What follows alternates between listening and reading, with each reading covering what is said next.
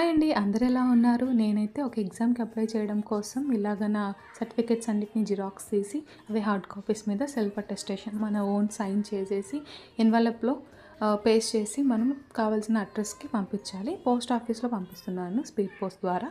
ఇక్కడ required documents అన్నిటిని నేను ఫిల్ చేసి ఏమేమి కావాలో అన్నిటిని ఇలాగ ఎన్వలప్‌లో పెట్టేసి పోస్ట్ ఆఫీస్‌కి వెళ్తున్నాం నేను మా చెల్లి. వెళ్ళే ముందే ఇలాగ సెట్ చేసుకొని వెళ్తే ఈజీ అవుతుంది కదా అని చెప్పేసి అన్నీ ఇలా పేస్ట్ చేసేసుకొని ఫ్రమ్ టు అడ్రస్ పోస్ట్ ఆఫీస్కి అయితే స్టార్ట్ అయిపోయాను. 3 పోస్ట్లకు అప్లై చేస్తున్నాను కాబట్టి నాకు 3 ఎన్వలప్స్ అయ్యాయి. ఆఫీస్ మరి దగ్గర కాదు, దూరము కాదు. అందుకని మేము ఆటోలో వెళ్ళాలని ఇక్కడ ఆటో కోసం వెయిట్ చేసాం. ఎంతసేపు అసలు ఒక్క ఆటో కూడా రాలేదు. ఫైనల్గా ఒక ఆటో వచ్చింది, వెళ్ళిపోయాము. అక్కడైతే చాలా క్రౌడ్ ఉంది పోస్ట్ ఆఫీస్లో. సో కొంచెం టైం పట్టింది అంతా అవ్వేసరికి.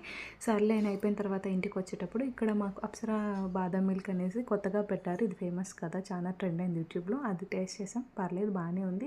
ఇంటికి వచ్చిన తర్వాత లంచ్కి అమ్మ అయితే మాకు ఫిష్ కర్రీ చేసింది, కానీ బాబు కోసం అనేసి నేను ఇలాగా సింపుల్గా క్యారెట్ ఫ్రై చేశాను. ఈవినింగ్ ఒక టీ తాగేసాం, అంతే. Thank you, bye.